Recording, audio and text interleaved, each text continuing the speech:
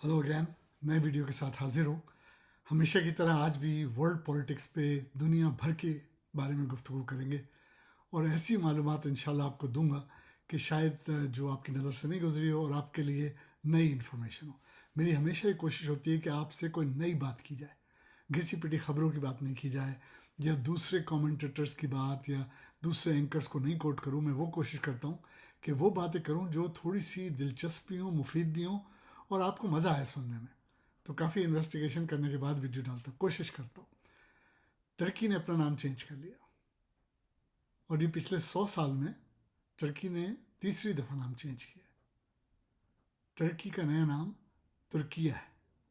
वैसे तो जब जैसे हम पुर्तगाल बोलते हैं, लेकिन अगर आप कभी जाएं पुर्तगाल तो वो लोग अपने आप को अब तक पुर्तगाली कहते हैं। जो उर्दू में भी हम पुर्तगाली कहते हैं वही सही प्रोनाउंसिएशन उसका। इटली जाएं तो वो इटली वाले इतालिया, तो तुर्किया बेसिकली टर्की है। तो हिस्ट्री ये है कि टर्की जो नाम है वो मुसलमानों ने नहीं रखा था, ये नाम उनको गोरों ने दिया था। कहा यह जाता है कि टर्की का जो नक्शा है, वो जो जानवर है टर्की, उससे मिलता जुलता था, इसलिए इसका नाम टर्की रखा गया। लेकिन मुझे हैरत यह है कि इतने सालों से टर्की को ख्याल नहीं आया कि भाई ये हमें परिंदे से रिफ़र करते हैं, परिंदे की तरह कहते हैं, हमारा नाम तब्दील होना चाहिए। खैर देर आया दुरुस्त आया। तैयब उर्दगान साहब ने फैसला किया, वो बड़े मकबूल लीडर हैं अपनी कंट्री के लिए, उन्होंने अपना नाम तुर्किया रख दिया। अब नाम क्यों चेंज किया, बहुत से लोगों को अंदाज़ा नहीं है। अब नाम चेंज करना कोई इजी नहीं, कोई बच्चे का नाम नहीं है कि आपने नाम चेंज किया, पासपोर्ट नया बनवा लिया। आप एक मुल्क का नाम तब्दील कर रहे हैं।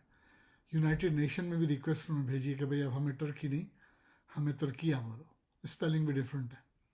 इससे पहले उसका नाम अनातोलिया था।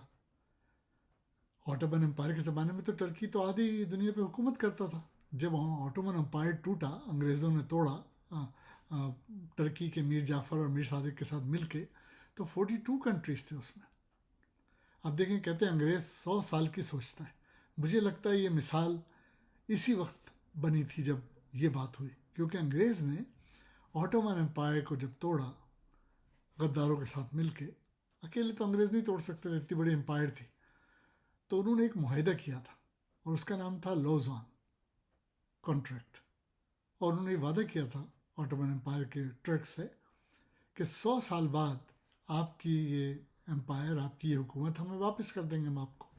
जैसे उन्होंने हांगकॉन्ग पट्टे पे लिया था 50 साल के लिए, उसके बाद उन्होंने हांगकॉन्ग चाइना को वापस कर दिया अंग्रेज़ों ने। तो 100 साल की ये बात हुई थी अंग्रेज़ों के साथ। अब वो तो बर खप गए जिन्होंने मुआहदा किया था, लेकिन बहरहाल अंग्रेज़ दुनिया की सबसे चालाक कौम है और वो समझते हैं वो सुपीरियर रेस हैं, और उनको समझना भी चाहिए, इसलिए कि सबसे ज़्यादा ममालिक पे अंग्रेज़ों की हुकूमत रही दुनिया, ऑटोमन एम्पायर से भी ज़्यादा, और अब तक है। अब देख लीजिए ऑस्ट्रेलिया, न्यूजीलैंड, कनाडा, ये क्यों नहीं डिमांड करते कि हमें कोई नहीं चाहिए, नहीं करते। और भी बहुत सारे कंट्रीज़ हैं जो सल्तनत ब्रितानिया के तहत आते हैं। अभी ब्रिटिश राज है वहाँ भी। बहरहाल अंग्रेज़ इस टाइप का है। अब ये जो 100 साल का मुआहदा हुआ था, ये 2023 में ख़त्म हो जाएगा, नेक्स्ट ईयर। तो तैयब उर्दगान ने एक दो दफ़ा दबे दबे लफ्ज़ों में ये बात कही थी कि भाई 100 साल पूरे होने के बाद हमें कोशिश करनी चाहिए कि हमारा ऑटोमन एम्पायर हमें दोबारा मिल जाए। अब वो ज़माने तो गए कि पूरा ऑटोमन एम्पायर अंग्रेज़ इनको वापस दिला दे।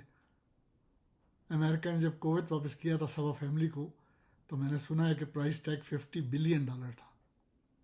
यानी उन बेचारों को लूट लिया, कुवैत की फैमिली को, और उनको पहले कब्ज़ा करवा दिया कुवैत पे और फिर वापस दिलवा दिया।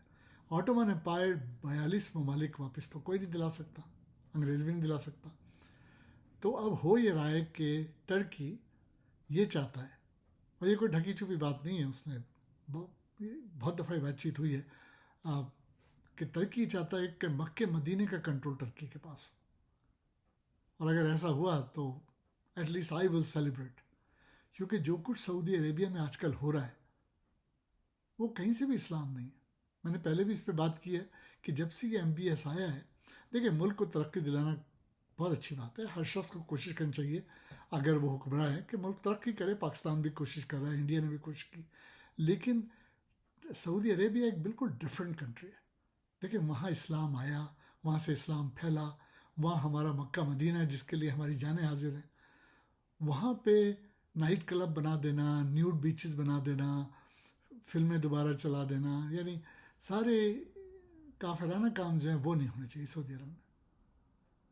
اور خصوصاً جو حرمین شریفین ہیں، اب دیکھیں میں نے پچھلی ویڈیو میں ایک بات کہی تھی کہ میں نے سنا ہے کہ اب جو حج کا ویزا لینا پڑے گا وہ بھی انڈینز کے تھرو لینا پڑے گا. اب اس بات کی تصدیق ہو گئی ہے کہ جو کمپنی کے تھرو آپ کو ویزا ملا کرے گا حج کا وہ انڈین کمپنی. کتنے دکھ کی بات ہے، کتنے دکھ کی بات ہے. لیکن یہ تھینکس ٹو MBS. تو خیر بات ٹرکی کی کر رہا تھا. تو ریسنٹلی سعودی عرب کے MBS نے وزٹ کیا ٹرکی. اب دیکھا یہ گیا کہ خبروں میں یہ آیا گیا کہ بھائی MBS نے وزٹ کیا ہے تاکہ تعلقات جو ہیں نارمل ہو جائیں دونوں کنٹریز کے ایک دفعہ پھر. لیکن اس کے پیچھے کیا ہے؟ It's a guessing game.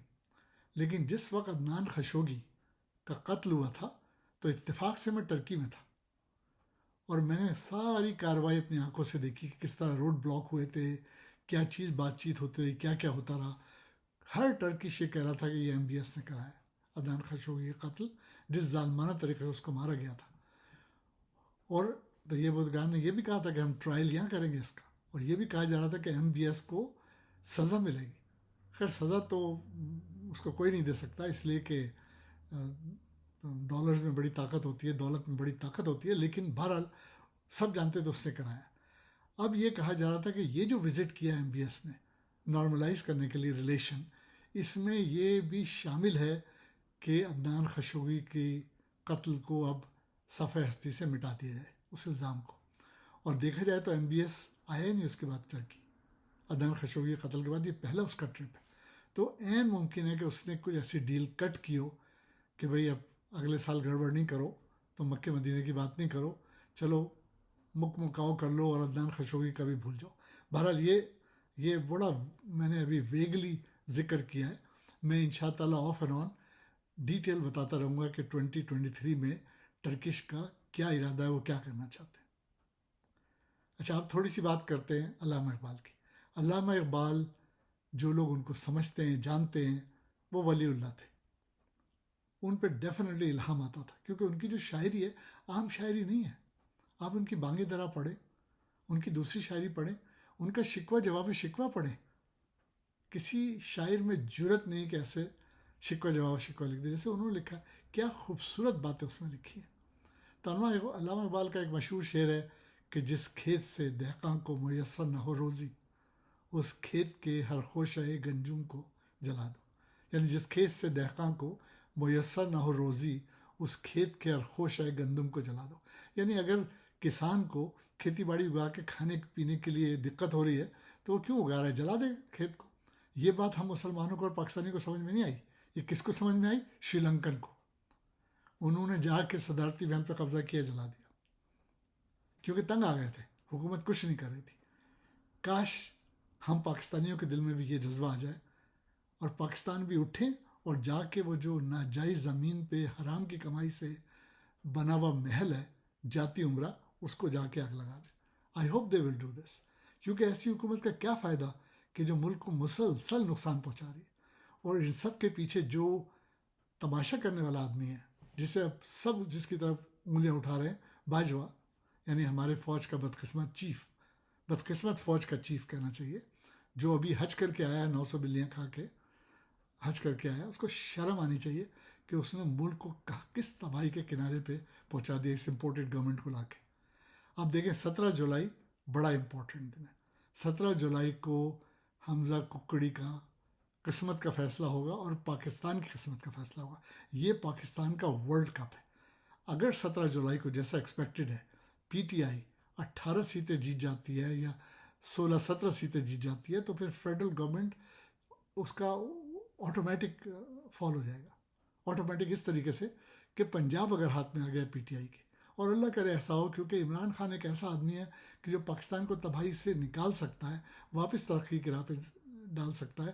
اور اللہ کرے 17 جولائی کو ایسا ہو جائے کہ شفاف الیکشن ہو، اس کو وہ سیٹیں مل جائیں جو مطلوبہ ہیں، اور پنجاب کے بعد پھر فیڈرل میں PTI کی گورنمنٹ آئے اور پاکستان ایک مرتبہ پھر ترقی کی راہ پہ جائے. اگلے ویڈیو تک کے لیے فی امان اللہ.